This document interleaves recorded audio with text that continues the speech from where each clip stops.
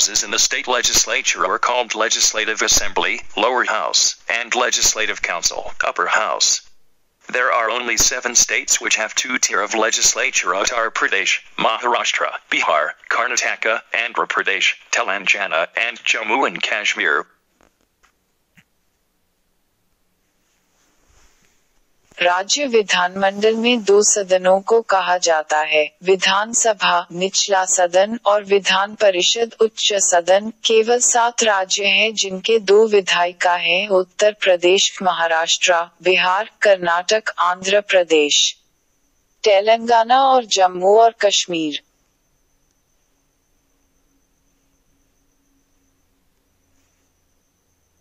ರಾಜ್ಯ ವಿಧಾನಸಭೆಯಲ್ಲಿನ 2 ಮನೆಗಳನ್ನು ಕರೆಯಲಾಗುತ್ತದೆ: ವಿಧಾನಸಭೆ ಕೆಳಮನೆ ಮತ್ತು ವಿಧಾನ ಪರಿಷತ್ತು ಮೇಲ್ಮನೆ. 2 ಹಂತದ ಶಾಸಕಾಂಗ ಹೊಂದಿರುವ 7 ರಾಜ್ಯಗಳು ಮಾತ್ರ ಇವೆ: ಉತ್ತರ ಪ್ರದೇಶ, ಮಹಾರಾಷ್ಟ್ರ, ಬಿಹಾರ, ಕರ್ನಾಟಕ, ಆಂಧ್ರ ಪ್ರದೇಶ, ತೆಲಂಗಾಣ ಮತ್ತು ಜಮ್ಮು ಮತ್ತು ಕಾಶ್ಮೀರ.